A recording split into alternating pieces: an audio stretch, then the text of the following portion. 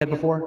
OG should have a slight edge coming into this because IG has played on this patch before for DAC qualifiers, so we were all kind of saying that they might have a slight edge coming into this, and overall the team fight meta seems to, I would imagine, would benefit OG a lot.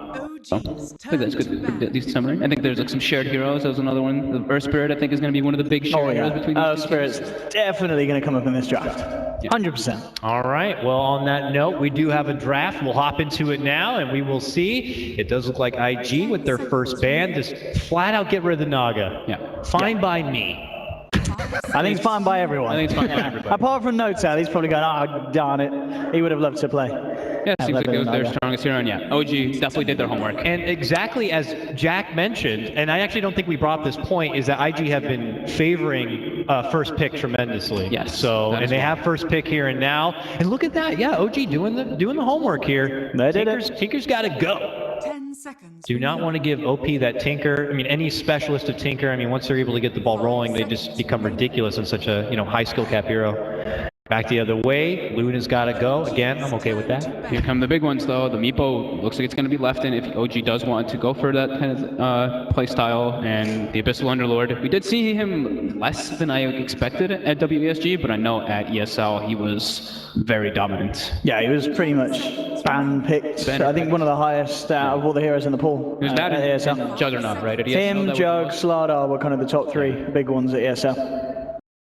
Also still have that Shadow Demon in the pool too if they want to first grab it, but no, Shadow Fiend. They definitely did their homework. This is the two most played heroes that or they just like looked at that note or something. That's homework. I mean, yeah, it takes effort. Yeah, definitely. And they grabbed the Slardar first. All right. So something we were definitely expecting. Slardar obviously has been finding huge success for a lot of these Eastern teams, and IG looking to kind of keep that trend going here. So your OG, you see a Slardar come out now. I mean, you were tickling the idea of Meepo, but does that mean they have to commit to a first phase Meepo? Is it because it might get banned out in the second phase? It really depends on what playstyle they want to go for this game. They could grab it early on just to be like, bam, Meepo, make them adjust to the whole draft run, or they can save it out. Drow Ranger was left in the pool though, so they do go for that one since they are on Dire's side as well, and they probably don't want IG to get it with the Slardar. Yeah, and this is something that OG were very good at. And all the teams were kind of playing the Drow strats and stuff. OG, they knew exactly what they're doing with it. They're very good when they picked up kind of like the defensive supports or the supports that are going to aid the push, like Dazzle, the Fly, these kind of signature heroes. I don't know if it'd still pick a hero like Dazzle, very much falling off, but then again, so is the Drow strat, really. It's no longer a threat that a lot of teams are worried about. And this already, it just seems like OG kind of coming back after a break, not really changing much. This is what OG would have done before. Yeah, it was something I wanted to talk a bit, like when we were like doing a bit of that pre-show here, is we obviously have seen different experiences for all these teams on how much exposure they have had to 7.0. For the teams that have a little less exposure, like OG, do you fall back on what has worked before and what you have practiced and trained and attuned to, or do you, is Dota Pit, I guess, the time when you want to try to experiment? Right now, it's looking like they're going to go with the form, like just work with what they, they were comfortable with before. It's not like Warlock got hit by any nerfs by any means. It was one of the most dominant heroes at Boston. People were all talking about this Warlock Fatal Bonds is completely ridiculous. I mean, this hero is the king of teamfight. Yep. Not even just with the Fatal Bonds, but with the Drow Ranger too for upheaval. You can keep the distance from the Drow Ranger multiple times, and you can just mess with the initiation. Just a very powerful lane. The Warlock is just extremely good still, and I think people have definitely overlooked it since 7.0 hit. I just kind of wonder if whereabouts do they pick up Burning's hero if they pick it up early? It's not going to be now. Actually go for the Wyvern themselves. I mean, maybe a little bit of a Meepo deterrent, but I don't know if OG would have picked up a Meepo when they're doing the Drow Warlock kind of lineup. I mean, maybe they would have. I mean, either way, as you mentioned, Wyvern is something that IG play, regardless of whether Meepo's coming into the mix or not. It's also notoriously good against the Drow Ranger, too. Yes, you catch anyone outside of that Drow Ranger, she's just going to kill him. So he's formidable there, and with the idea that, in case of Meepo's to come out, now you have like two benefits for it.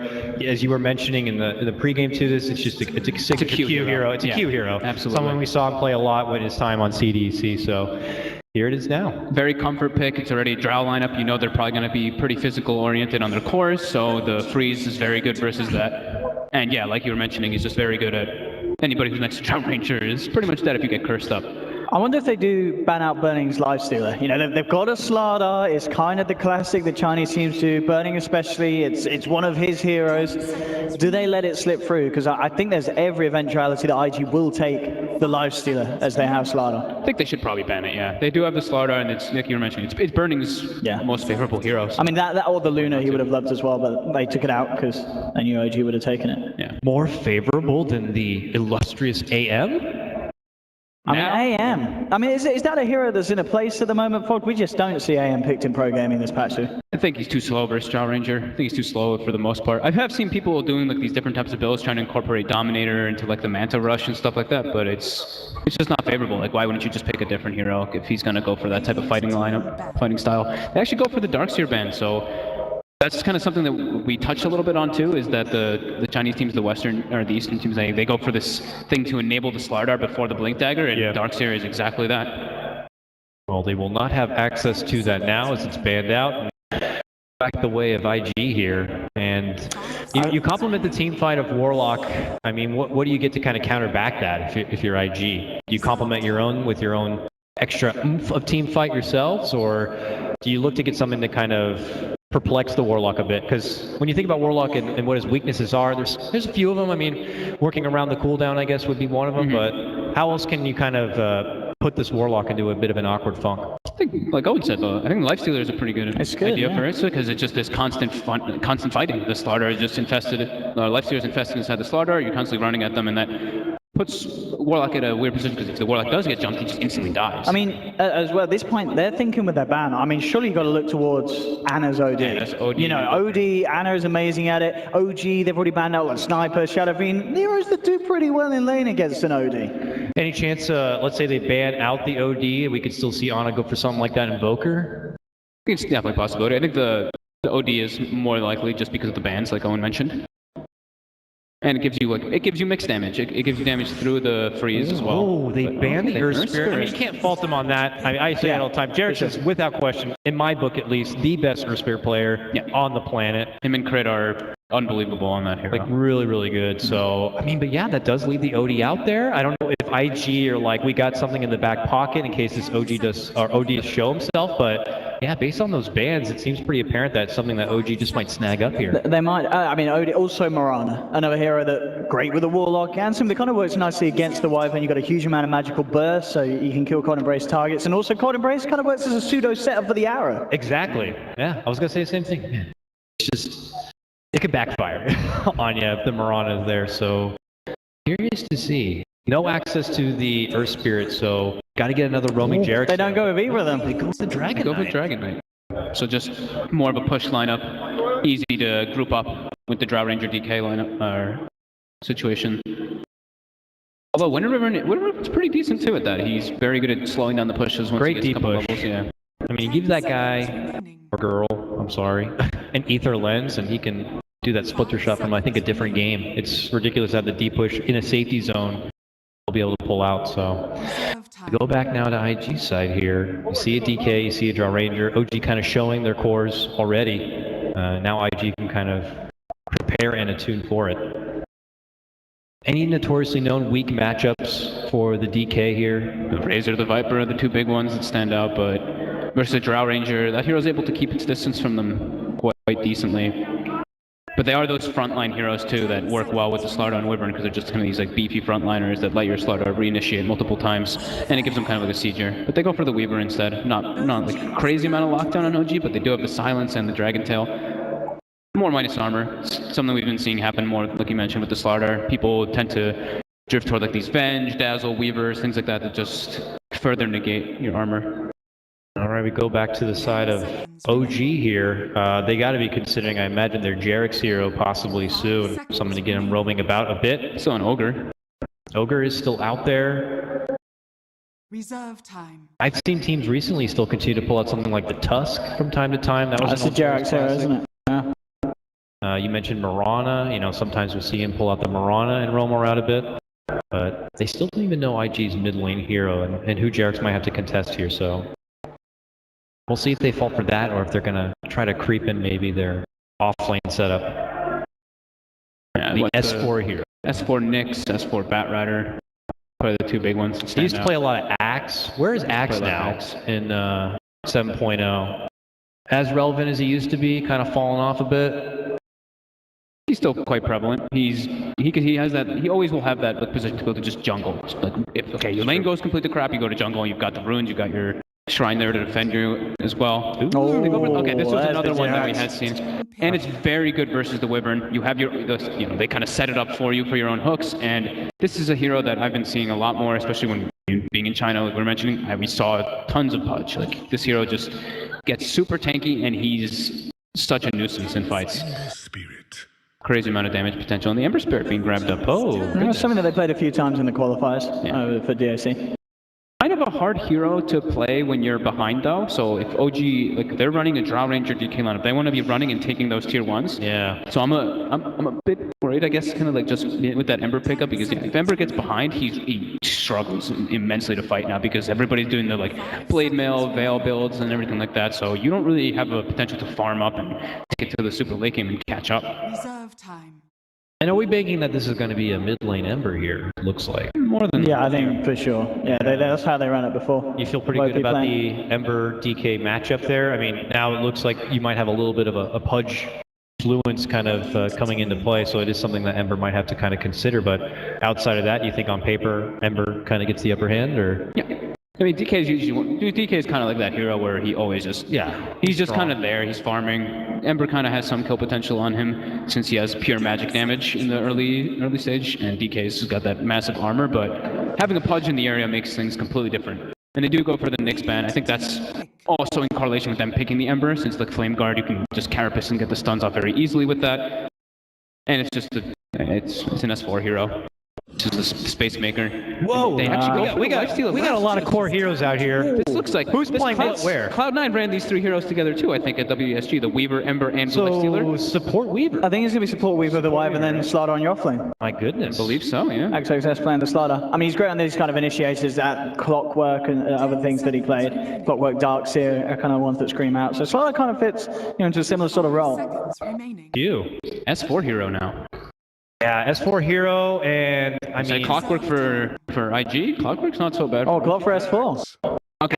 Goes with the axe. The axe has come out. Cool. I mean, maybe ever since the Ember popped out, I mean, Weaver is not looking too much like a possible core hero, but Axe now brings that bit of lockdown too to make sure they're not going to be able to slip away from trouble.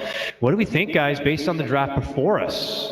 A funky one coming out from IG, but do you think OG with their Pudge, Drow Ranger, kind of a heavy pace lineup, are they going to be able to get the upper hand here? I really like the Pudge pick from OG, just because of the way it works for Wyvern with the Curse and with the Cold Embrace. So I'm gonna lean with OG. I think, again, you just can't underestimate Chinese sides with the Slaughter, Weaver, Lifestealer combo. You know, they felt confident. Getting that Lifestealer through as the last pick is one of Bernie's classics. I feel that IG could actually surprise a lot of people here, and I'm going to hedge my bets with them this game. Nice. We are excited to see OG. Are they rusty? Are they not? IG coming off a fresh 10-game win streak. Will that streak continue? We'll find out here soon. Let's go ahead and throw it over to our way, gentlemen. Dakota. Yes, we are here for game one of this best of three between OG and Invictus Gaming. I'm Tubby1, joined by Ben Malini Woo. We were hoping for different offlaners, but Axe is pretty good here. I was hoping for the sweet sensation that was what we commonly refer to as the hooker strat from OG, because they run both the Clockwork as well as the Pudge together. They did this when they first formed this lineup, when Anna first joined them, but I didn't get my wish and you didn't get your... It's pretty hard versus the Invictus Gaming line. I like the lifesteal here against Pudge, but I think it's going to struggle versus the very high armor of the DK as well as the Axe. But as long as they can get on top of the Drow Ranger, should work out pretty well for them. With their Wyvern, haven't seen her around too much, but first phase in response to Drow, I think is completely appropriate. Yeah, it's just that simple answer to her if they can get a good curse off, but the Drow has also been one of these great heroes that finally has some kind of answer to these short-range jump heroes. Like, the only hero I think she has issues with is Slark. And that's just because you're not going to have Dragonlance and Gust really help you enough to get free of the Slark. Dragonlance is going to be pretty important here with the Pike. I've seen Drow Rangers try and like kind of get around the Winter Wyvern, Winter's Curse by building like the Ag's Maelstrom even earlier, so you don't have that much agility, so your teammates don't destroy you. The agility is okay though because it gives yourself armor, but yeah, it's always tough playing Drow Ranger versus the Winter Wyvern. This support Weaver is like we're watching some Virtus Pro stuff. He's here to try and find that kill on the courier if it's possible. Just delay up Anna's bottle, and he is rushing directly for that bottle, unlike the Ember who picked up the PMS a little bit earlier on. And Pudge already in position to perhaps start pulling. He sees that there is one range creep, makes it much easier if it's a troll camp or a satyr camp already put in position to hook. This makes the off lane so much easier, and one of the reasons why Pudge is a very popular pick. Missed one. Yeah, I don't. Ooh, wow, that satyr didn't die. That's gonna hold the lane out. At least they know where to Pudge is because of this. Yeah. No, he's not going to rotate into the mid, but this is also the danger zone, right? Like, this means that S4 is going to have the lane push onto the tower. It's easy levels for him, easy farm for him. And it's less coming into your safe laner. It's less coming the way of Lifestealer. Yeah, as well as the support, which we're probably going to have to focus a little bit more on stacking and pulling now. And Jerax has connected the second camp, so there will be 2 satyr camps slain by Pudge and his creeps. Now, this is almost 2 easy levels for Pudge. Literally 2 of them coming in a minute and a half. Yeah, and then you can get the next bounty rune, and I think you'd be very close to level 3, if not 3 already, just from that. So good times for him. I was actually worried about that because normally OG I've seen in the past, they try and power level up their Pudge by giving him the safe lane, and they give No-Tail a hero that can play more catch-up, so something like a Naga Siren is something they've gone for in the past. But with the new camp positions and just the Pudge pulls that have been happening recently, just seem to be working a lot better. Weaver, Jirax, nice time to rotate up. Shikuchi's on cooldown for the moment with a hook over in. That is one simple rotation into the first blood in favor of OG.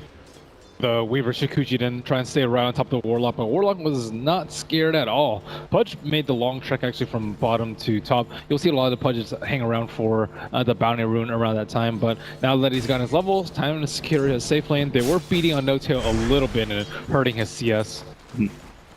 See also the reason to, like you said before, like at least you know where the Pudge is going to be when he does that hook, but then you're expecting him to be on bottom lane. With the observer ward positioning of IG, they've got it in the bottom lane, and they've got one just sitting close towards this pull area. So they really actually had no idea what was happening. Yeah, none at all. It's a pretty tough place to expect the Pudge at that time. Now, at least for IG, the top 3 in the CS board, Lifestealer, Slaughter, as well as Ember are all getting a lot of CS early on. It's neck and neck, like it's only 2, maybe 3 CS difference between all the cores. Invisibility. IG need to make sure that this Slaughter gets a lot of farm. He's going to be really important. I think he's their main vehicle for the Lifestealer. You can put him inside the Ember Spirit, but I don't think it's as strong as having him in the Slaughter. S4 found an invis room, but there's nothing you can do with it. The bottom lane's pushing in a little bit too far, unless Burning does this. Walks in close. You need a couple of lucky spins to come out here from S4. He only gets 2 of them. And even with Burning taking damage from the tower, it's not enough for a kill. He's out of regen, and he is not close to level 6. So they're either going to have to cold embrace him or Anna go to the Sanctuary. under the tower, he doesn't have stun. He's got 1 bottle charge available. He's trying to get the bug off his back. There's going to be too much negative armor, plus the damage that comes from it. So now, with Shikuchi being triggered, Anna, he doesn't have enough to breathe fire. He's short by 7. Potentially, with the level 2 up, he might have been able to kill off the Weaver. Anna really wants to go to that shrine. Jerax smoked up. Moving down. Waiting for a bounty room maneuver. Jumps up. So Ember Spirit turns on the Flame Guard. He does have Searing Chains available. Doesn't want to commit to the fight. Yeah, I think it would have been pretty risky for him to go for that kill. He didn't know like how high Dragon Knight's HP was. So could have been easily there with a stun afterwards. This from S4. He actually locked his boots, so he doesn't complete up his Tranquil boots while he's still farming the camp. He has everything transferred over and then unlocks. All little things. Efficiency. Efficiency indeed. Ember Spirit, I don't see the 3 points in Searing Chains too often. More often than not, it's a Flame Guard. But I think you want as much magic damage as you can versus Dragon Knight, and the Flame Guard might not stay alive long enough for him. Well, Fly's been having a decent time as well on his support. Yeah, it's a quiet lane for him. It's great. Weaver's been funding a lot of CS too himself.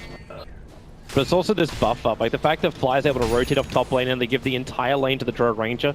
This is something Slaughter can't really fight without help, and help is in fact now on the way. The Wyvern is returning to the top lane.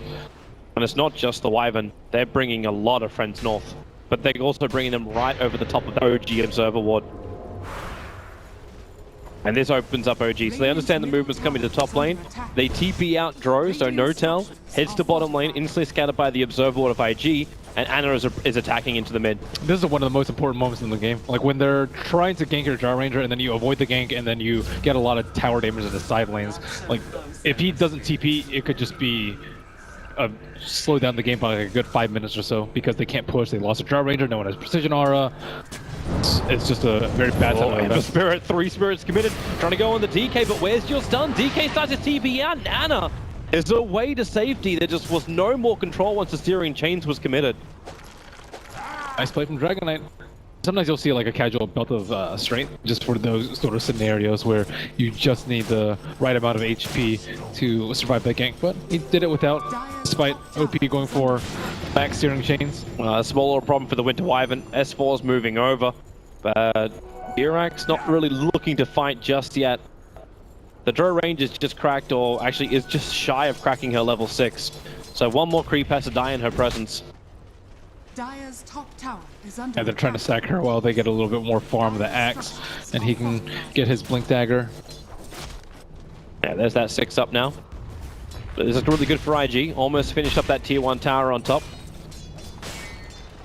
And Fly doesn't really want to force a fight this early on. He doesn't have his level 6 yet, so with no Kadak offering, it's still not the greatest time for OG to fight, but IG, this is terrific for them. Farm coming into the Slaughter. A Slaughter who's not going to be delayed on his blink dagger. Yeah, he has a lot of farm. I think he might even get his a little bit faster than S4's at this rate. Well, this is the reason too why the Chinese have so much success on the Slaughter. They always find that farm priority for him early on. Yeah, Slaughter's fairly useless without a blink at like 10-15 as you go on further into the game. Jirax is watching Burning Farm. He'll actually miss the hook, even with the Observer Ward down. Unable to hit the target. He has to be careful. Like later on in the fights, you don't really want to hook Lifestealer. It's an easy way for him to get in if he has his rage up. Doesn't even need to use any cooldowns at the start. Seems easy though if Jirax can get it, and then you get the gust just like that from No-Tell. Trying to hit the combination. Radiant's bottom tower. They have is Cold under Embrace attack. too. I don't know. That's not the easiest kill at all. He actually doesn't have that much armor though. He opted for the other pieces of the armlet first, not the Helm of Iron Will, so he doesn't have that +5 armor. So perhaps. Robert was thinking about going over the river, realizing with the Pudge standing guard, it's not really worth it. I wonder if Jerax means to have his Tranquil Boots still in his backpack. This happens probably more often than you think. It's not like he's hitting creeps right now, so he's not really getting... Okay, he knows. He knows what's up. Yeah. It kind of makes sense though, like yeah, if you're hitting creeps, you just switch it to your stash, right? Like that shouldn't put it on cooldown.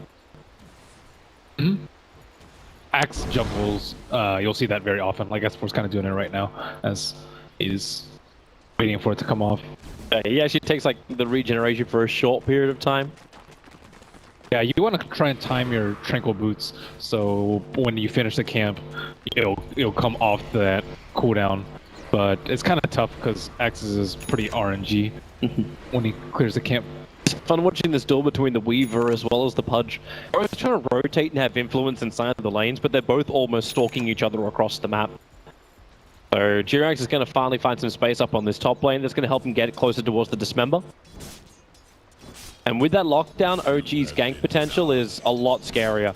But it also feels like Ana is baiting in the mid. Yeah, Heroes are about to hit their level 6. Spirit jump, double TP's coming in, so Ana starts with the stun. Remember, he's still got those couple of one charges up his sleeve, but back out. No-Tail actually TP's in for this too. The Ember Spirit, and he's got that defensive spirit now up. S4 was trying to pick up his Blink Dagger. He was a little bit too far behind for that fight. So looks like Slaughter also has his Blink Dagger right before 10 minutes time. There is an Observer Ward behind the tower that will scout out Slaughter's Blink Dagger. So that will come as no surprise to OG. And OG still have the element of surprise with axes up his sleeve. There's the Blink Crush over on the DK. Got a lot of one charges up his sleeve. Fly, he has the Chaotic Offering. He wants to try and fight this in S4. He's coming in with a Blink Dagger and double damage runes. So Burning starts the attack onto the Dragon Knight. Dirac still waiting. Now the Blink Crush forward hits the Drow Ranger, and then a big scurry away for XXS. Back over to the Radiant side of the river. So everybody from either side have been brought in.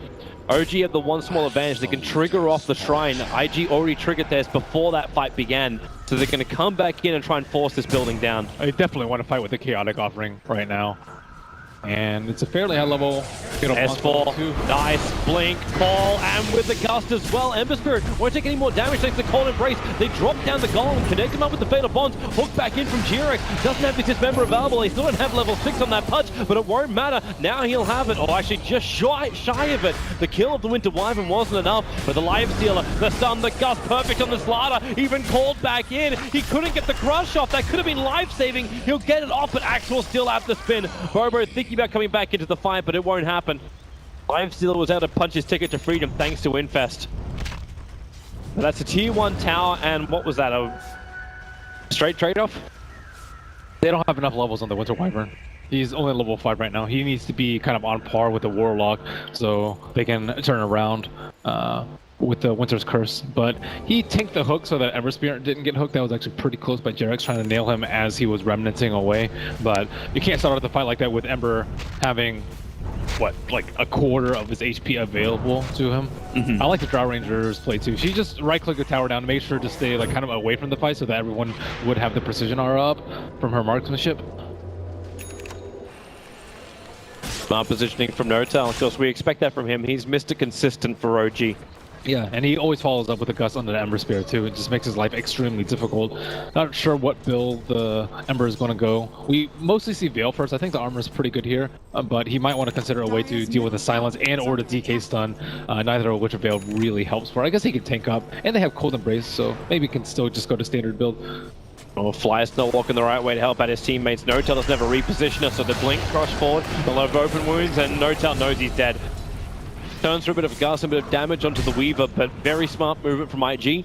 A 3-man smoke rotation committed for it, but now they've got 5 heroes ready to attack the tier 1 tower on bot. And they have good wards to set up too. They place one right next to the shrine to see if that guy's coming around. S4 in a pretty good position to catch heroes. I don't think he can actually blink far enough to go on heroes on the south side of the tower, but he is... If you can hold Burning close towards the tower, they might have a better chance to fight this. But IG's positioning is just so good, and with Winter's Curse up, OG have to be really careful. They jump in with all the heroes, they're just going to end up killing each other. And Fly has set up sentry wards on the perimeter to make sure that they don't have vision on that backside. Burning's already left, so IG won't force the issue any further. You find that Observer Ward with the sentry. Burning's trying to finish up his Echo Saber before probably the next engagement. There's a lot of things that IG need to worry about when pushing this tower. Firstly, Chaotic Offerings coming off cooldown in 5 seconds. That's a big team fight ultimate that you don't really want to fight into. And secondly, the positioning of the Axe and the Pudge, it just makes it very, very difficult to actually beat on the tower and feel safe at the same time. No-Tail. Oh, Call is nice, Gust as well. Weaver pushed back a little bit further. They can't bring him in range for Culling Blade just yet, so Ana needs to get that stun off and hold the Weaver in position, which allows that Culling Blade to happen. And now a little bit of damage into the tier 1 tower. If Ana tanks this, No-Tail can kill it. But we'll go ahead. Kind of no business being there. He just walked right on top of the Drow Ranger. Oh, Jirac. If he can get this hook as well, he was just coming over to try and contest the bounty rune. So gets the hook into the Dismember with Rot turned on. Winter Wyvern will have to Cold Embrace to try and survive this. Might buy enough time for Ember Spirit to arrive. OP is connected through Fatal Bonds, not quite certain what to. But Ana also in through the side. Breathe Fire will get the kill over on the Wyvern, so it's a trade-off. It was connected to the mid lane. Fatal Bonds.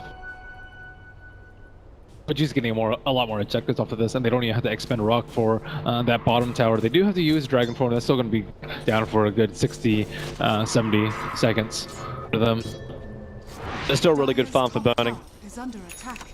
So that Echo Saber we're talking about is now completed. So 14, 15 minutes in, you got the casual Blightstone and Armlet and Echo Saber with Phase Boots. That's a lot of maneuverability plus the initiation combo with Slaughter. I think the amount of farm on those two is compounded by the problem that Drow actually does not have that much farm. She really needs a pike so she can just push herself away from when Lifestealer jumps on her, or they're going to have to rely on other external factors like Warlock, Chaotic Offering, or a Blink Axe Call, which you might not necessarily want to use onto the Drow Ranger that early into the fight. You want her to be Blink, self-sufficient. Crush, and that's one very dead fly. S4 actually blinked in to get the cold dragging Lifestealer close to the tier 2 tower, but he's got friends in the form of the Ember Spirit and OG. They not only lose their Warlock, they lose their Axe and their tier 1 tower as well. Lifestealer Slardar at work. It's a ruthless combination. There's a reason why the Chinese have such a high win rate when they run this 3-position Slaughter. Talk about important moments in the game, but 15 minutes in, you're able to take big initiations on tankier cores. And then you can just move yourself over. This might be a little bit more difficult than they anticipate, but with the Observe Ward up next to the Shrine, they understand what OG is up to. They know they burnt to smoke, and that sentry was too far out, so Fly will have to drop another one if he wants to find the other obs. And they will find it. Yeah. So, you know, everything kind of that happened there. It was too suspicious because IG backed off right as soon as they smoked down the hill, so they knew they had vision on the high ground. Does OG try and take this themselves? Like they have Chaotic Offering up, and you've just picked up an Arcane Rune on the DK. I think it's very, very compromising because of the Winter Wyvern. If Winter Wyvern gets a half-decent ult, which is very easy inside the pit, they're going to be in a lot of trouble. S4 is also not at full HP because he just took out an Ancient stack, so you don't have all your team members fighting at full health. You don't really want to use a Shrine, I think, for one person. They do have the Warlock heal to top them off, but ideally you'd have an Urn plus a Warlock heal, so you'd be in fighting shape. And it looks like Slaughter has been reinfested with the Lifestealer inside of him. Lifestealer is way ahead of the Drow Ranger. Yep. 7.7k net worth for him. Overall, the advantage is not as high up for IG as I thought it was going to be. Just hovering around that 1.5 for gold and 1k for experience. Blink in the Crush. Okay, that time was a little bit off. Anna gets the stun off. Remember, there's still a Lifestealer inside that. Mr. Weaver caught and dunked down. Just like she get the bomb up and the hook in. Can then she get the disable off on the Winter Wyvern? He never got the curse off. So Anna can move away. Armlet toggled out with the Feather Bonds are all connected. Slaughter is dying right now. He almost died. If Jurek can get this hook, he waits for it with the blink. Just in the nick of time. That was a perfect rock from Fly. I think Winter Wyvern was about to get at least a 3-man curse, I believe. But he didn't get it off in time because the stun came as the hook was falling down. Or as the hook was coming in. And that is a lot of gold going the way of OG. Yeah, I don't really think they can contest this rush unless they get a really good Winter Wyvern ultimate, but how can you just walk in there? The Crush is off, S4 looks for the call, won't happen. The curse is only on a solo S4. This won't achieve anything, and No-Tail was initiated on by Burning, but now it's Burning on the wrong side. The tracks, Fatal Bonds will connect him to the Winter Wyvern. Support is there in the form of the Slaughter, not to mention you've got a small little Weaver running around the back lines. If they can keep the stuns on him, then maybe they got a chance with a Gus. The silence is there, Pudge will go down to Burning, but you've lost your Weaver. Back over the fight next to the Shrine, too early on the dunk. He was just trying to kill off Burning S4. He just didn't have enough damage. Burning didn't toggle at the right time for him. And now is No-Tail realizing with open wounds, Lifestealer, he's going to run right over them. DK has to armor toggle his way to freedom too. So we're in two different fights. The Cold Embrace allowing Lifestealer to survive just that little bit longer. Your Fatal burns them up, and this will be a sacrifice in from Fly. And IG, they successfully contest the death of Roshan. OG split up when they kind of retreated. Like half of them went up into the river and then half of them went to the right into the Shrine. And the Weaver was in the back line keeping track of the Drow Ranger just so he could be in melee range and sacrifice his life. But in the meantime, the Ember and the Lifestealer just went on the back lines on the right side. IG will finally claim the prize, Roshan. I was actually waiting for Jirex to go for the hook because he moved into the right position for it. He got around the back of the Ancient area and he can hook into the edge of the pit from there and have the Ancients work a little bit for you. I think without Aether Lens, it's... Yeah, it was a low percentage chance. But you can still see him itching for it. Low percentage play. A little too late. Yes, it is. It's accurate. What do you want about, Ben? Low percentage might be overestimating it, Toby. Hook doesn't go that far. Are you a Pudge player? Sometimes, actually. I definitely have a lot of experience getting hooked by Pudge. I think as does every Dota player. Congratulations, Toby. You play Dota. He's the hero of the patch. Yes. I think he's a support of the patch, at least in pubs. 100% win rate and low priority. A golden thread. That's an easy way to tell people too. Just take their creep wave away from their lane. I think you can do it in what, 2 out of 3? Actually, I guess you can pull all 3 of the lanes on either side. OG are grouping up. They're looking for something. Now the scan came on bottom lane, so Anna's going to show himself now. So IG already thinking that OG were planning something here. Now with the Slaughter, it looks too juicy to go in on the DK. Way too juicy. And Anna needs another 30 gold, and then he's got his own Blink Dagger. So there's that stun initiation comes from Anna, or at least his ability to keep up with the axe. It's hard to blink initiate though because of the Winter Wyvern. The Winter Wyvern with the Cold Embrace just kind of stops everything in their Is he tracks. going for it? Ooh, Okay. Just in the night. You need an Observer Ward over there. That would make things a lot better. Q maybe gonna drop it over here, but... Where are all their obs? Like, they put one defensive one inside their jungle, but every other ops for IG is timed out. And OG have been very defensive with their wards. Up on the hillsides, around their own shrines near Roshan, and one deeper in their jungle, which times out in a second. Or 5. I don't think they want to fight. The shrine's up, which makes the fight a whole lot more difficult for them. OG is also really close to finishing up the Hurricane Pike, and having that maneuverability on the Drow Ranger, forcing something before you've got that is maybe not the greatest idea. I think that's the most important item on the side of OG. They need to keep the Drow Ranger alive. She needs to scale as well as the Lifestealer is going to steal in this game. Scale. Whoops. S4 Blade Mail called, but didn't Dire's blink. bottom tower is under attack. So, missed the initiation timing he was hoping for over on the axe. Jirax, quick hook into the gust, doesn't get the silence over on burning, which was the desired effect. Denial of the tower, Dire's perfect from bottom No Tail. tower has been denied. Great timing from him. That should almost be his Hurricane Pike too. They don't really want to fight into the aegis of the Lifestealer unless it's in a really well fortified position. I think the T2 is actually worse to defend than the T1 because the T1 they have the high ground ward and they have the shrine available to them. The T2, the shrine is kind of just not really an option, and you're retreating onto the low ground if you have to back off from the fight. I like the Blade Mail build. Armor is really key here, so he can survive the burst, and hopefully Ember Spirit won't have to get cold embraced by the Winter Wyvern. You don't really want to reveal your position that early as a Winter Wyvern in the fight. You want to set up for that perfect Winter's Curse. I don't even know who you curse here. Pretty tough. Oh, Slala's on the hunt. You're going to go around the back. Yeah, the Weaver's going to die, but...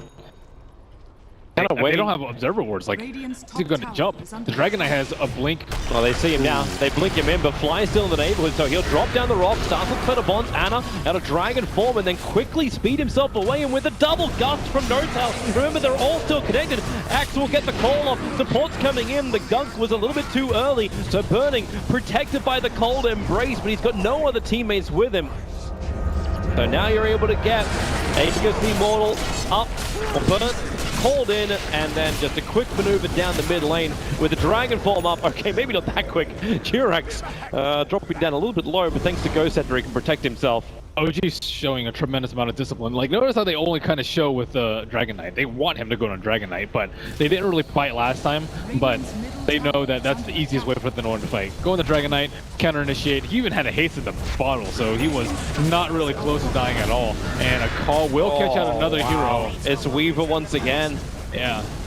IG just got really impatient going on the DK there. If they had a Reservoir Ward, they could have just went onto the Warlock, but I think the warding from the Radiant side has just been rather lackluster this game. GRX almost gets a dismember onto the Ember Spirit. I'm wondering if that's also the impatience of the failed gank on bottom lane. You went down there, you're looking for a kill, and then you rotate over towards the mid, and it's like, it's another infest, I'm committing to make this work. Like, you really need to find a kill from this. On top of the invest, it's just a lot of time. He's not able to get on top of net worth. Like, he's just 2,000 ahead. He was 2,000 ahead before, but it's when you're in the slight lead with the Aegis, you're supposed to be able to increase that gap even further. And that's before she had the Pike. Now with the Pike, we actually see a Ghost Scepter next on the quick buy for the Drow Ranger. Pretty important. There's two ways to go about it. One is force staff your teammate, or one is build armor / physical mitigation.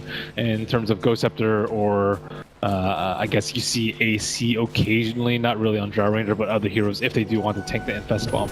Is it still worthwhile also finishing up the full Ether Blade? I definitely think so.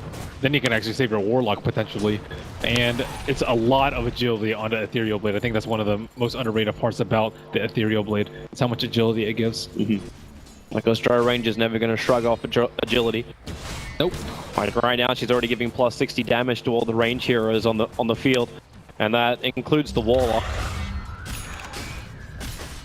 And Fly's trying to build himself up for the later portion of the game. 15 experience gain.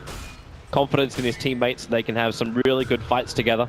The thing about him is like 6 all stats doesn't matter. It's 6 all stats is a little over 100 HP. That's not going to save him from death. The mana not really too useful. 6% attack speed and 1 armor is not that useful. And they do have a scan. It does hit. Ember Spirit is out. He didn't pop any smokes on his way out with the Remnant, but they definitely know what's going on there with the smoke just southwest of that bottom rune spot. It's actually kind of crazy how hard the DK hits. I was just doing the math then. Yeah, he hits really hard. He's got the Drow Ranger aura, which is giving him 62, and he's got already the plus 40 in his talent tree.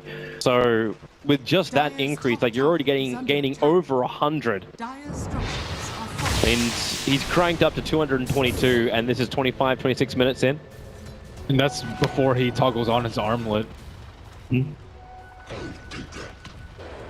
This is troublesome for IG, just how much damage being pumped out, but they've had really good initiations. If they can keep that up, if they can find that opening with really good vision, then there's a bit of chance for them. I think there's a big chance that it could be botched though. Like if Drow Ranger pops Ghost Scepter right before they stun, it's going to be really bad. If Pud pops Ghost Scepter right before, it could be really bad. If Drow Rangers manage to force staff that target out, if Warlock manages to drop his rock down before the target dies, like so many things I think can go wrong for IG in the team fight, and I think the only thing that can go really right for them is one big Winter's Curse, which we actually have not seen yet from Q on this Winter Wyvern. He's struggling to get any sort of mobility item.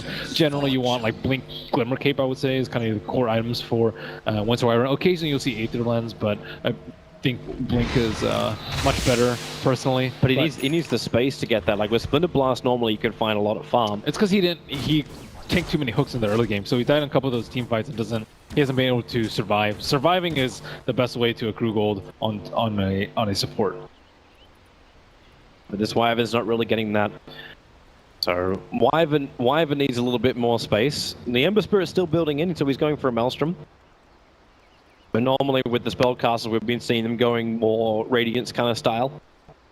I think they just want something now. Radiance is, I think, definitely better if you can get to 50-55 minutes into the game, but I think that there's going to come this point where OG come bursting down with their BKBs and their big mid-game items and try and take Roche and bully down all these two towers and then the Shrine, and Ember wants to be prepared for that moment. Doesn't it mess you up a little bit though? Because then you got both Blade Mail as well as Maelstrom. Like, I'm supposing you can finish the Maelstrom into a Mjolnir. What's wrong with having Blade Mail and Maelstrom?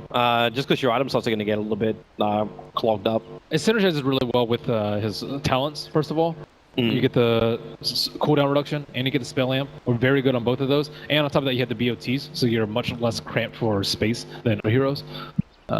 He still has one spot left even after that. Still has bottle for like Octarine, and then upgrade the Maelstrom to Mjolnir. So he still has a lot of room to grow before he even considers running out of slots. And on top of that, they give the Aegis to Burning generally, so he's not going to need that 6th slot for that. I'm just more concerned about like the Ghost Scepters. The Ghost Scepters are going to be pretty disruptive in the team fights, as well as the Hurricane Pike. So I think Radiance would have been better for them in the team fights, but not of course, if they fight in the next 5 minutes when he wouldn't have the Radiance to begin with. And then it's up to IG to try and hold off before the fight. Right now they're keeping the pressure on top lane by just combining the Weaver as well as the Wyvern together, forcing into the tier 2 tower. Like, you throw out bugs galore. Keeps the creep wave at bay, then Splinter Blast as well. OG always on the defense. And OG actually farming inside their own jungle, so not even able to utilize the lanes at the moment. Gives a lot more space to the Ember, who is by far the top net worth. He's up there by about 2k. Yeah. 1.5k. And number 2 and 3 on net worth are the Lifestealer and the Dragon Knight, both competing to carry that AC as soon as possible. Lifestealer has won that war, picking up his AC just about 30 seconds ago, and DK is very close to his. So a lot of these minus armor and plus armor canceling each other out. Oh, fresh force stuff up. Top Maybe lane, blink, call, blade mail. Weaver should still have more than enough time to time-lapse out. But there's no one else coming from IG, so S4 initiates. Thanks to IG's nice ward inside the Dire jungle, they can see Jirax moving over, and Jirax going to feel pretty comfortable. Like, that sentry was only just out of range of the obs. So they're not going to feel watched in that area. Yeah, he's gonna feel pretty good about that. Pretty good in that area at least. So Infest inside the Slaughter. I want to make use of this AC. Roshan is right about to respawn about the 10-minute mark, but both teams, neither teams do. Oh, it spawned. No, I'm surprised there's no HUD in this game. I guess it's not that surprising given the heroes, but I can't remember the last game I've seen without a Helmet Dominator on either side. Well, the Axe is going for an Octarine instead of the Dominator. Didn't even get that from him. Oh, sorry, for the Piper or anything like that. I like the cooldown reduction for sure. Cool. That's the blind blink. So Roshan gonna be up Yep. now. Oh, it's been up, but both teams, it's probably about the time at least get wind of Roshan being up, trying to get that gank with the Infest. But there are no easy targets, and IG still with a lack of good vision onto the Dire side of the map. They had that one ward close to the top bounty room, but that's really not going to see anyone. OG would much rather be closer to the Roshan area than up in that area. I guess maybe they might take the T1, but that's kind of unnecessary at this point. Just use precision armor to push out the lanes. Onotel already tried that 60 seconds ago. But for now, IG seem like they're the ones to at least start the fight. If OG can't keep dodging this and being put in bad position. So Roshan gets pinged out once again. That's the Dire scanning on top of Roshan, probably hoping that someone's going to walk through the pit, and yeah, it just pinged off. I understand that someone's gone inside the pit, but it's already too late. With all that amplification, all the damage on the Roshan, the hook will fly in, but it's too late. Burning is the Aegis the Immortal, and the damage is done. They thought they were clear with that green scan because the Lifestealer and the Slaughter blinked inside, so they didn't actually trigger the scan. It came through the back end. But this is great for IG now. Now they actually have a license to fight. They still have to be careful. Even with an Aegis the Immortal, it won't help you if you get caught out by Warlock's Golem. That rock drops right on top of you, then yeah, you're going to lose your entire team, and the Aegis is just more of like that extra thing at the end that OG just have to kill off. That's exactly what happened last time. They needed to be able to kill the supports on the side of OG.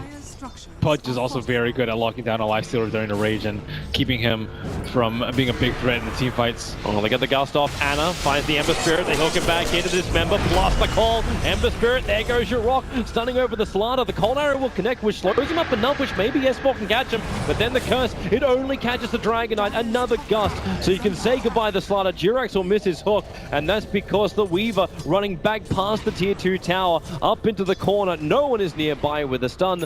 They'll be able to cancel off that TP, but the Ember Spirit and the Slaughter, they're the casualties. You keep the Aegis up. It looks like Ember was like not in that great of a position there, but he felt pretty safe because it's kind of where they had control of earlier. That's where their earlier ward was, but mostly it's because the Winter Wyvern doesn't have any items. He wasn't able to save him from getting Blink Stun into Hook, into Dismember, which is how he died. Jirax turns around and he's burning. He's out there. He holds him. Burning. Okay, look at all the life coming back in. But S4, he'll get the call off. This allows Notel more time to attack, but not when Wyvern gives the cold embrace. They have to go for another gust. Don't let him back inside that rage. Still on cooldown for 2 more seconds. With the hook down, they have enough damage. They'll burn the Aegis the Immortal. Weaver's now here to help out, but the Dragon Knight's rotating into the mid. They put down the sentry ward, so they see the Weaver. So Blink, Call, and OG change the targets. They don't get the cull. Oops! That's not the hero we meant to hook, but it won't matter if Notel can keep the control on him with a 4-star from the Slaughter. Space being created by Burning, but he's being stunned up, and now with the extra help maybe from the Slaughter, but no S4. Another fantastic call. The Llama's just watching the action. Prime pole position. OP will be able to get 2 of the kills, but Jirax will finally put him down. OG with 3 heroes up, all on low life. The Slaughter would love a crack at this. He's got the Force Staff and Blink Dagger available, so Blink amplification up, but he's got no other friends, or does he? The curse is out. Anna will turn around and actually end Jirax's spree, and we go once again looking for the crush. Blink off cooldown right now, but even with all the Dragon Blood armor, Anna's careful, and he's back. That's why everyone was so close to his Blink Dagger then, but IG going in 3v5 at that point. Wyvern Wyvern didn't have a blink, so she was trying to run away, but Dragon Knight just chased her down with a Blink Dagger and just killed the Winter Wyvern. And Lifesteal was just out left on his lonesome. Get gusted into calls, into stuns. They have plenty of control that can deal with the fairly long cooldown on the Rage. And he is very farmed, but he didn't have hardly any uptime in that fight, starting off with the Ghost Scepter and the Hurricane Pike onto the Pudge. So, firstly, they just need to work together a little bit more. Use the Slaughter to lock people down so that you can kill them inside the Slithering Crush. You don't want time for them to be able to drop the rock, use Force Staff, use Ghost Scepter. You just need to kill them straight up at the start of the fight. It's the most important thing. The second thing is the Winter Wyvern needs to be in position for a good Cold Embrace and a good Winter's Curse. It's extremely difficult because of the tough game that he's had in the last 30 minutes and because of how keen OG are at hunting him down, but he is one of the most important heroes in these team fights. Like Warlock, he's generally just going to be very safe in the back. He even has a little bit of evasion from the Solar Crest, so I actually like that build a lot. It will help a lot with the burst from the Life Stealer, but you can kind of pretty much count on him getting off his spells. Is more of Winter Wyvern being the wild card in these team fights that IG need to pull through. Yeah, and if they can't use him, maybe they can actually just get OG to expend a large amount of their abilities. With the Aghanim Scepter completed over on Weaver, this is going to make OG's instant kill targets a lot harder to get, because this puts Act in a rough position. He has to know where that Weaver is at all times. Yeah, they're mostly counter-initiating though. I don't think the Axe Weaver is as good this game as in most of the other games. And I think it's really good if they like constantly kill and jump a target over and over. Jirax, hello, gets the hook. Perfect Gust follow-up. Yeah, for Winter's Wyvern. But yeah, if the Winter Wyvern's not really doing anything, then they definitely need the Weaver to step up that defensive role. Slack. Wyvern was just a little bit too far forward. Now Anna with 40 seconds without a Wyvern, a blink call. That's a big one, but nope. Are they able to find it? And with the Spirit able to get away as they just chain up the back line of OG. But no intelligence attack from the low ground. Anna's fine. He can actually continue to tank this up. And he's just worried about the Blink Crush. Zobron knows how the hook, trying to actually save, but S4 again has to go in for the call. They get the rock drop as well, not to mention the Gust onto Ember Spirit. Very difficult for IG to keep pumping out this damage. And they keep getting controlled and silenced up, but now they have the opportunity. Chaotic Offering is down. They want to go for a kill. And that's why Slaughter moving quickly forward. Force Staff's over. Jumps up. Gets the crush off. S4 will drop. Anna's trying to help out. Nortel has to push himself away from burning and goes to the TP away to safety. Anna's also creating space but doesn't have a TP scroll available. It's still inside of his stash. Or inside of his backpack. So he'll have to be the sacrificial lamb to keep the Drow Ranger alive. Fly will fall as well. And that's actually a Gem of True Sight being lost. A lot of heroes from OG falling for very little gain. Really nice play from the Ember Spirit. He's going in really deep and using the Blade Mail to keep himself alive while being able to play very aggressively. And now he has pretty much all the items that he needs. He's just missing level 25, I would say, at this point, to be a complete nuisance. And this is... I thought they were going to push a lot after that chain feed in the mid lane, but now I think IG right back in. Unfortunately for them, no Roshan going to be available for them, but I don't know. Having that gem is going to be very problematic. The Drow Ranger probably thought she would get a lot more mileage out of her Shadow Blade, but No-Tail probably feeling sad about that gem loss, and he's constantly just having to sit in the trees and not hit creeps. Yeah, it's really not a happy time for Drow Ranger. But the tier 2 tower, it's a great time for IG. Keep the pressure on, keep pushing down with the Blink Dagger on Ember. It can always initiate in, doesn't rely on the Slaughter. They just need and finally, you're actually going to get the Blink Dagger on the Wyvern. Oh yeah, that... Wow. Yeah. A little bit late for him, but better late than never. You only need one really good ulti from him to help like IG, I don't say win the game, but definitely gain full control of this map. Yes. And that's what they do, like they just push down the mid lane. Now Ember Spirit gets the farm at the bottom, he'll jump back to his Remnant in a bit, and then probably join the rest of his teammates still securing the Roshan area. Yeah, it's still a very tight game. Ember Spirit really trying to prioritize his level 25. I think once he gets the Mjolnir too, if he puts him on the Slaughter or the Lifestealer, like you can just kind of run in with that hero, not really care about, you know, not really care about anything. Or you can just put on the Ember Spirit himself. You can just Life Leech off the Maelstrom procs and just be a complete nuisance in the fights. There is no BKB on the Drow Ranger. And there finally is one on the Dragon Knight, so Drow Ranger are going to be the primary target to get down if you're IG and save if you're OOG. The Gem and True Sight carry is finally coming out to get that Observer Ward. This is going to be a very blind OG. So with the death of this Observer Ward, they actually don't have any real vision anymore. It's only the creep waves they have to work with. Slaughter looks like he's going to be hunting for the Drow Ranger. He has Shadow Bladed up, but No Tail is in the trees, and there is no smoke and no Drow Ranger, so XSS will actually TP to the shrine. They're looking for a kill on a way far out. Yeah, Ana is trying to be this bait. He got Val Discord up, and they jump to the back lines, pushing forward. They have enough. They've already brought down Fly, and now S4 into the cover of the BKB. Can maybe help out his teammate Ana, who's inside the river, but split in multiple parts. Amber called up again. The Culling Blade a little bit off timing, but it won't matter. The Ember Spirit is down. If you want to buy it back to try and tilt this fight around, DK, Cold Embrace, actually cursed up for the moment. The Crush will be there. Lifesteal is in, trying to kill off Ana, but again, S4 trying to create more space. Calling up, blade mailing up. Ana is having to toggle his way through this until finally they get the Crush off, and Invictus Gaming, can they turn this up? S4, he's locked in. He willingly called into that fight. Jurix can at least keep the Slaughter in bay, but Burning moves over towards Notel. Instant first bash, so Ghosted will protect him. He's got the Hurricane Pike as well for a little bit of movement speed. But will he get away? Down, gust away? No, it's not enough. Burning will do the work. No need for Ember. This Life Stealer is already too big. He is really, really big, and he definitely had a lot of support from the Weaver that fight. Weaver actually saved the Winter Wyvern. Winter Wyvern still did not have that greater curse, just a solo curse on Dragon Knight, but at least it did stop his damage from that fight. But he saved the Winter Wyvern when he was at like less than 10% health. Jerax looks like he's trying to go for a kill. Ghost Scepter only going to save you for so long. There is Fly there. They pushed him up. Flashy used his Force Staff to get Jerax up the hillside. See, they're really good about team coordination. Normally, it looked like that was his own Force Staff that pushed him up the hill, but it takes a lot of teamwork to be able to call that in the heat of the moment, or just a lot of chemistry. And Burning and Buoka, with the help of the Solar Crest and the Swarm, looks like Roshan is taking a beating. Yeah, this is something you kind of expect when you have amplification on Roshan as well, but there's no way OG can get here in time. The TPs are coming out from Wyvern. Probably don't expect it with the Slaughter down, but there's so much physical damage that it is super easy, and that will be a cheese. I'm not sure who they're going to give it to. Burning at the moment. I think you pass it to Ember, though. Ember, I think, gets a lot more value out of the HP. Burning already has a lot of ways to save himself, I think, and it looks like it ended up in the hands of Weaver. It's sitting in his backpack for now. I think this Weaver actually needs to die pretty early on in the fights. He is very, very annoying with the time lapse. Take back what I said about him not being like completely or like super useful with the Ags. That Ags is just incredible. And still waiting for that good curse from Q.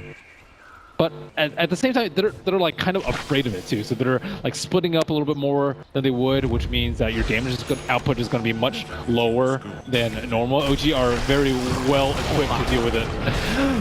That looks so fluent from the Slaughter. He Force Staffed and then blinked, and it looked like he was never actually in the position at the end of the Force Staff. That is smooth, fast, and really difficult to react to by OG. And they found another target. They found Pudge outside the base. The Ghosts will wear off in just a second. And OP just holds him there, and obviously he can't hook back up. You're able to get the call over on Lifestealer with the Yule Scepter up and towards the air. Pudge may have a little bit more time. He's got Force off cooldown right now, so back up to the hill and far away, but no, you had the Ember Spirit waiting with open blades for him. So the buyback comes in from Ana. Adds an expensive one for OG. They really didn't want to have to do that onto their DK. And IG are happy with this. They back out, they get control of the map. And it looks like they actually want Axe to be probably the secondary, or is it? damage dealer, I would say, from OG, because Gyro Ranger is constantly dying in these fights, so they need someone else to actually take down these really beefy heroes. So Axe, he picked up the damage talent at level 15. It's a lot of damage. 75 damage is a ton. And he's also going for a Ox Rain Blade Mail build. You'll see that very, very often, but on top of that, the Maelstrom build. A lot of attack speed to synergize with that plus damage, and you're almost always going to be getting hit with Axe because of the Berserker's Call. And then with a 7.5 second cooldown on that, he can actually get that to proc a lot in the team fights. But it's still a long way from that, and they still have to weather the storm from the Ember, who has hit his peak. He's level 25. It looks like he's going for what, a Lotus, or if it's his last choice. That's unusual, but it is good to dispel the silence. I would say reflect the DK stun, although a lot of the time DK does have his BKB on. Reflect to dismember. That's kind of odd as just going for like more stats, more control, or whatever. There's so many options you can go for with it. Yeah, usually you'll see Radiance, I would say, is probably the most common 6 slot that you'll see instead of the Lotus Orb. But I've seen some other ones. I've seen Lincolns, I've seen Scythes, I've seen...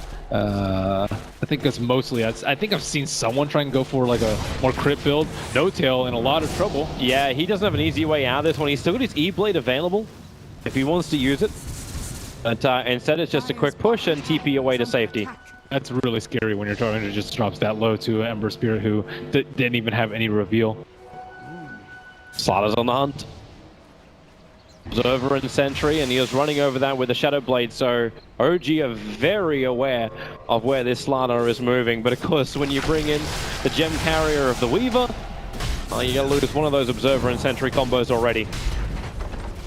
Burning's really scary. He has so much HP. He has 3470 HP. He went health at level 15 and stats at level 10. So he actually went full defensive. And that's a very dead Ana. No TPs. He is stuck there and dead for a rather long time. 95 seconds without a Dragon Knight. This almost seems like an impossible defense for OG. Especially with the Aegis still in hand for the Lifestealer. It's up for 1 more minute. That might have been one of the ways to do it. That hook onto the Wyvern, bring him down before this fight even begins. I don't really know what the game plan is for OG here. How do you actually start this fight? I guess kill Ember is probably the best way, but even he has buyback and Remnant back into the fight, so he might not be the best target for them to kill. They should jump S4, able to get that call off. The Ember Spirit trying to keep on top of the Gyro Ranger. The hook will pull S4 back to safety, and OP's in rather deep. Jumps himself a little bit further away thanks to the defensive spirit. And that's just going to be it, man. It's going to be Eul Scepter into a nice hook. It's an easy setup with the Eul Scepter as well, but Burning able to range in time, and now the call is a 3-man 1-up from S4 with the rocks, the fell upon. The curse is down, it's on the Gyro Ranger, but no one's there to attack it. Jirak keeping the life stealing under control. S4, he doesn't actually have his Culling Blade, but he needs the extra spins to burn through the Aegis to the Immortal, and now it's buyback time. Out for No Tail. They still don't have Ana available. A quick hook, it doesn't pull Burning back far enough. Durax needs to be that proper initiation. Shadow Blade from Slaughter waits for his time to strike. Well, okay, maybe not. He just runs back away. They try and reset the front line. As Boba right on top of the Gyro Ranger. A quick cock, it actually hits the target. They don't see him, however, and then the Blink Crush. This could be it. If they lose the Gyro Ranger right now, OG just won't have the damage, so they push, and they push some more, all the way back to base, but no, the Blast and the burn is enough to do the work. The Dro is down for 102 seconds. Ana will respawn with Dragon Form available. He'll only want to fight if IG go for more, and it looks like they're doing exactly that, straight to the mid lane. That's a 5-second steering change for you, right there. Hook. Burning, where's that control? He Lotus also, Juno can't go for the Dismember. They have to go step, they have to force up out, but they both get double crushed out. And Ana can toggle his way through this, or can he? The Ember Spirit with the lightning shit up, they don't even want to attack him. He's doing so much magical, even Q on the backlines, on the fly. Jirax is able to bring down the Weaver. But this looks a very sticky situation for OG. Still no Gyro Ranger for a full minute. They do have the Axe backup. Axe is a significant source of damage, so actually maybe they can do something. Ember here. stunned up. They bring down the Ember. 98 seconds. Jirax forward. Dismembers off cooldown in 1 second time. So they get one. The crush is nice, but Jirax moving over towards the Lifestealer, holding Burning in position with a Breathe Fire. Another Culling Blade. They will lose their melee racks, but IG lose everybody to actually secure it. Yeah, the draw range is actually not that important right now, so I think that they got way too excited about just one of their heroes being down. I think they really have to respect the Dragon Knight and the Axe in this situation. They did have a really long time. I think OG did a fantastic job of stalling for as long as they could to try and hope for the Dragon Knight to respawn during that fight. But at the end of the day, it's 2 melee racks, 1 range racks down for OG. Definitely not insurmountable for them, and this seems to be the perfect time for them to push at least a buyback. But they don't have any of their tower hitters. Ana is back trying to buy some TP scrolls. Bringing in more. With the TP in from S4, he's got those boots of travel now. Actually going for the double boots, 1 for each foot. Radiant structures are falling. And they just have to keep the pressure on, so you get Lifesteal to buy back. There's a fresh Lotus Orb picked up by the Weaver. And Jirax, here you go again, loves to do this with just that Yules into a quick hook. You've got that Lotus Orb, so Pudge can't keep any kind of dismember going. And then the Winter's Curse is over on the Dragon Knight. S4 doesn't really do a hell of a lot of damage. Another hook missing from Jirax. Ana is so low, he's got to get this bug off him. Able to do so now, he can actually armor toggle his way through and fly. Drops a rock with the Fatal Bonds, Winter Wyvern. Ana just blinked himself back in again. Weaver's in the middle of this fight too. He doesn't actually have his ultimate to use, so Ana trying to man-fight him through. Weaver actually not actually doing it. It's Lifestealer with that quick bash over, and then Throw Ranger. OG, they try to force the issue, and with all the buybacks from IG, they actually defend the OG push. Oh my God. And now there's so many heroes down for OG for so long. What a value shrine usage from them. They were like dropping HP during the shrine use, so OG were dumping everything during that 5 seconds, but that shrine just pretty much just gave them 2 lives at that fight, and I think only Winter Wyvern took a spill at the end of the day, forced to use his buyback, but he's right back in the fight. And now limited amount of buybacks available for OG, only 1 more left on the Warlock of all heroes. You don't want burning. He's got 3.6k life and 49 armor. His last talent point, he actually got the plus 15 armor in. Dire's middle barracks. All the Axe is going to be pretty useful for keeping him off the racks, or at least that's what Jerax's mentality is. He still has a cheese on the Oh, left. Blink Crush. It's great if you're alive, but nope, he is dead. Luckily, immortality is going to just be purchased in this game. But only once for now. Jirax again looking for that hook, able to find his target over on the Slaughter with the Dismember. Flies in the neighborhood, wants to try and Fatal Bonds up a couple of another hook in from Jirax. He just keeps pulling him off. But Ana having to wait. This hook's going to miss this time around. But they don't really care, IG. They just keep the pressure on. Another hook, a quick Sleight of Fist, able to dodge it. Under attack. Forced up down, hook gonna miss on the Slaughter. 1 measly range racks left. That's at 758 HP. That is all that stands in between IG and Mega Creeps. Whoops. Not showing that one again. So Lifestealer is going to be the main target for them. On top of that, they have to control the Weaver at the same time. How? He just put a Blink Dagger. He's now got even more maneuverability on this Weaver. I mean, how else do you deal with the Axe time lapse? You can't burst the hero down like Lifestealer. You have to kill him before the rage. Well, the only other choice was to have Ana do what he did, which was to blink into the back lines. And if you do that, then you then put your DK on the chopping block. Yep. And now they've even shorted up that weakness by giving Aegis of the Immortal to the Lifestealer. So in terms of being able to burst them down, that is near impossible right now. And most other heroes that are important on the side of IG have buyback, the Star and the Ember Spirit being those 2. I guess Weaver is probably the best target for them to take out now if they can catch him. But as you mentioned, the Blink Dagger, the Lotus Sword, it's going to be tough. Oh, the Searing Chains is another 5 seconds. Just stay exactly where you are, Ana, and this is one way to get him out. Hook your Dragon Knight away to safety. There were a lot of creeps there. I'm surprised he got him with that chains. Remember that range ranks is all that stands between OG and, well, Megas. That's not really the end of the game. One team fight is all that really stands, like, lost between OG and having to go into the second game of this series, 1 game down to IG. But IG are definitely looking sharp with this lineup. I really like the Weaver's play this game. I think Weaver's been a complete nuisance ever since he picked up that Scepter. Even before then, he was like pretty annoying, pushing out the lanes and just constantly being elusive. Like, you don't really want to use a DK stun on him, but generally you have to, I think, to kill him at this stage in the game and earlier. Here we go again. Burning jumps forward. The Lotus Orb to try and protect him. Try and go straight for the rank. S4 able to get the call off with the creep wave there. They turn their attention towards the Ember Spirit. He was dropping low, but then just gets pulled back out. And now it's up to a life stealer. Infest dodges a little bit of the damage, still on the run. Now you got a cold embrace, but it's Anna who really needs some distance. S4, he goes in once again with the golem behind him and the gust. Maybe there's enough time. He goes for the Culling Blade too early. All they put is the Aegis Immortal. Throw Ranger, he got caught inside the curse, but this is the better one from Jirax. With that Dismember, the Weaver is gone. That nuisance is removed. But IG is still looking strong. They haven't claimed the range racks yet. IG cannot fight, I don't think, without the Weaver. They lost the Aegis, they lost the Weaver. This is a potential to lose again right now if this push. They're going in. They're looking for the Blink Crush. Jirax quick in with the Ghost Scepter. You do have that Ember Spirit, a quick 4-star up. They're going to chain the stuns off just because that Lotus Orb reflects. Nortel looking to lend the Gust again. That range rack's low. Nortel dropping so quickly. They just have the life. They have the power. Jirax will go for a Dismember. Maybe with that death of the Slaughter, they can turn this fight around, but nope. It looks like it's IG still standing strong. They push in further, but it's the Ember Spirit and Life Stealer combo, and there it is. GG is called out. Invictus Gaming take game 1 against OG. Jesus, this Ember Spirit was a complete piece of this game. OP. He can play other heroes aside from the Shadow Fiend and the Tinker, which were first targeted by OG in this game. And Drought Ranger just got bullied a little bit too much. Not too much that he can do against the Lifestealer Slaughter constantly on him the entire game. Well, the pattern we're talking about, like OG, this is what they like to do. This is what they did before. You just rinse and repeat 20, 30